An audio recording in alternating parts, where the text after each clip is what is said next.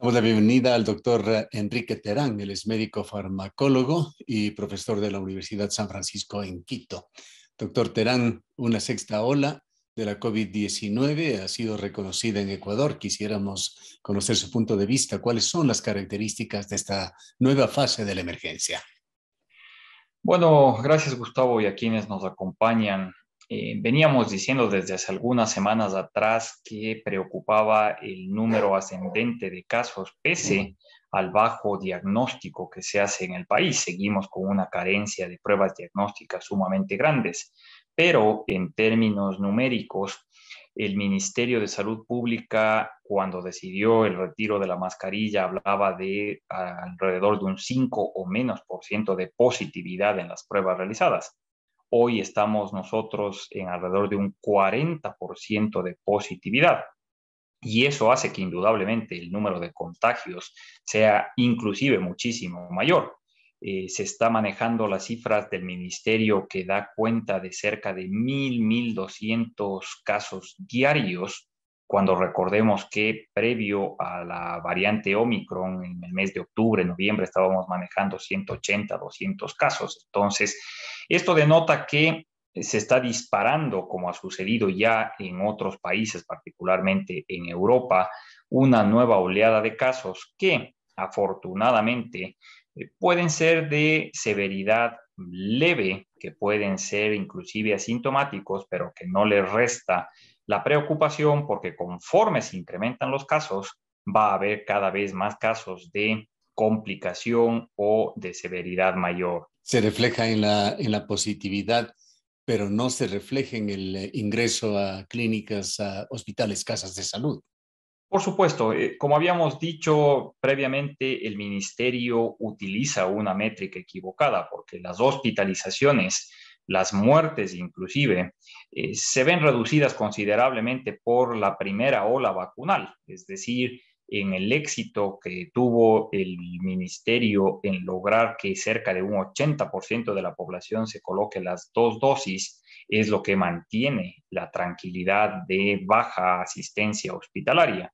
Pero ahora enfrentamos el problema de falta de apego a las dosis de refuerzo.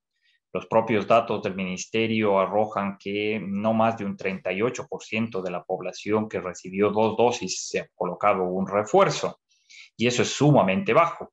Mucho menos la cuarta dosis. Estamos en números muy incipientes, siendo absolutamente necesaria el mantenimiento de la inmunización y lo que es peor, teniendo en el país disponibilidad del biológico que por cierto debe estar a días de empezar con problemas ya de caducidad porque no acude la gente en el volumen esperado a vacunarse.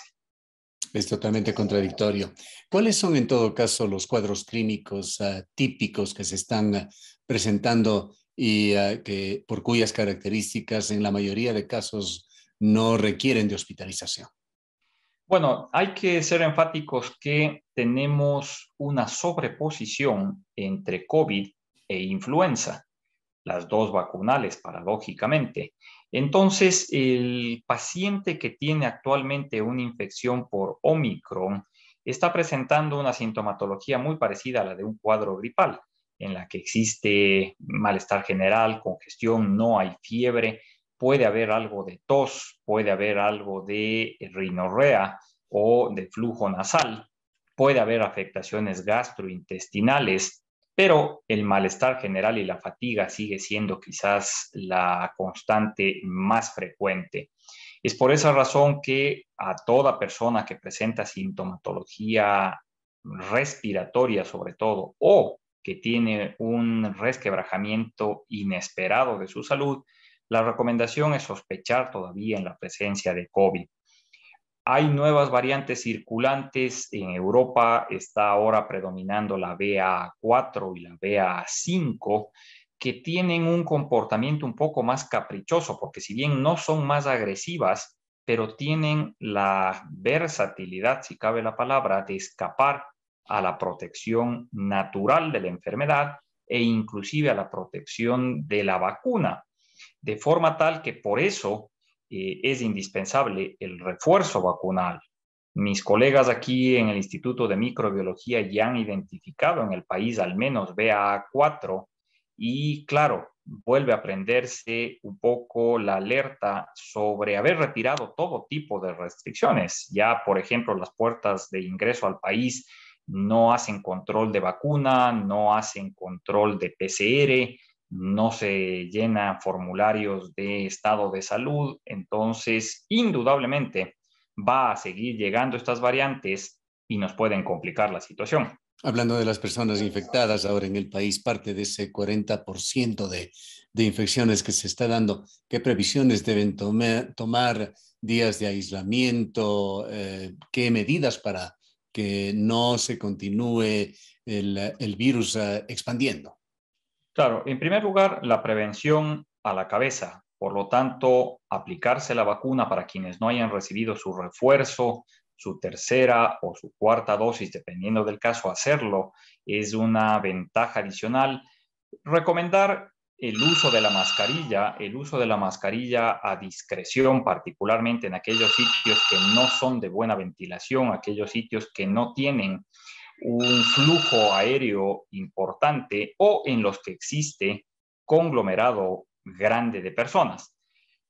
Hay que tener cuidado también, por supuesto, con el distanciamiento social en la medida de lo posible y, claro, evitar dejar de lado el lavado de manos, que había sido una práctica muy, muy importante. Para las personas que ya están infectadas, hayan tenido o no hayan tenido un diagnóstico confirmatorio, es importante resaltar que el CDC de los Estados Unidos, el Centro de Control de las Enfermedades, había dicho que un periodo de 5 días después de que apareció la sintomatología era suficiente. Sin embargo, han aparecido en las últimas 3, 4 semanas una serie de artículos que refutan esta sugerencia y que dicen que el retorno prematuro incrementa el riesgo de transmisibilidad. Por lo tanto, se está regresando a la recomendación original. Si usted tiene síntomas sospechosos de COVID, aislamiento durante 10 días es lo recomendado. No hace falta posterior a esos 10 días una prueba de confirmación para que usted vea que está negativo, porque ya el virus en ese periodo se elimina del organismo. Pero la salida temprana incrementa el riesgo de mayor transmisibilidad. Hay cambios en el equipo de salud, por así decirlo. Jimena Garzón deja el Ministerio de Salud. Habrá un nuevo ministro o ministra, pero se ha anunciado ya desde el gobierno, desde la vicepresidencia de la República, que se le ha encargado oficialmente el área de salud al vicepresidente de la República. ¿Cómo mira usted estos cambios? Bueno, pienso yo que el cambio en salud viene como una consecuencia de múltiples presiones. Previo a las manifestaciones, al levantamiento indígena, ya se hablaba y se cuestionaba sobre el abastecimiento de medicamentos, fundamentalmente en los hospitales, y la señora ministra fue enfática y se ratificaba en que era desinformación, que sí había el abastecimiento suficiente, etcétera. Eso hizo que los pacientes se incomoden, los médicos se incomoden, y claro, al venir la declaratoria de emergencia nuevamente por parte del señor presidente, tuvo que existir un reconocimiento tardío, diría yo, de que había problemas en el sistema de salud, que en efecto faltaba abastecimiento y algunas otras cosas más. Entonces, desafortunadamente, esa presión desemboca, me imagino yo, en la separación de la señora ministra. Ojalá quien venga en su reemplazo en primera instancia trate de darle continuidad a los procesos que venían, porque sería penoso que sea un borra y va de nuevo, que se trate de recuperar el proceso vacunal, porque fue extremadamente exitoso en el plan 900, pero luego fue poco a poco cayendo en una inercia que desafortunadamente no hemos logrado salir. Y claro, tomar atención en otros indicadores de salud que son fundamentales. COVID fue transitorio e importante, pero el país en salud tiene una serie de problemas que están todavía pendientes de resolución.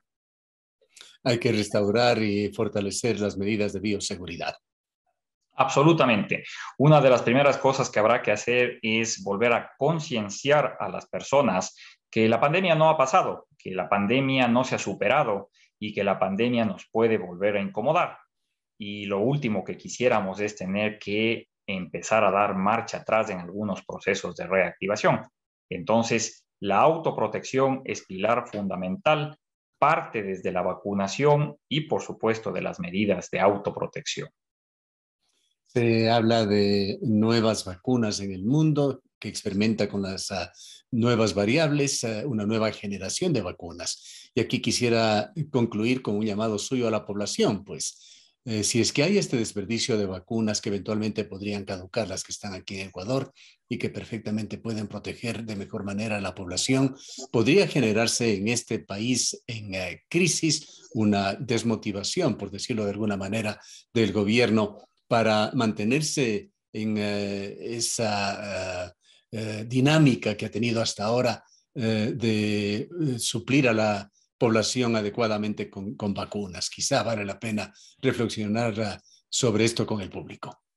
Absolutamente. Nosotros tenemos que entender que Ecuador tiene la suerte que carecen muchos países en la región de haber vacunado ya con 2 dosis a la gran mayoría de su población y estar ofreciendo dosis de refuerzo. El país ha gastado ingerentes cantidades de dinero en adquirir la vacuna y es una pena que la población no esté adoptando ese beneficio. Hay que insistir que enfermarse es la peor decisión. Independientemente de que la sintomatología sea leve con esta variante, las secuelas posteriores que puede dejar no valen la pena como para correr el riesgo de no protegerse. No caiga nuevamente en la desinformación usted de que las vacunas son peligrosas, experimentales, poco seguras, que están en fase recién de prueba.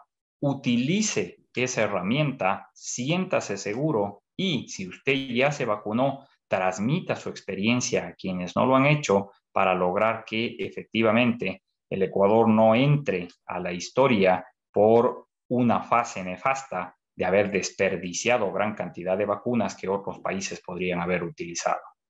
Gracias, doctor Terán, por habernos atendido. Un gusto, muchas gracias a usted, Gustavo. El doctor Enrique Terán es médico farmacólogo, profesor de la Universidad San Francisco de Quito.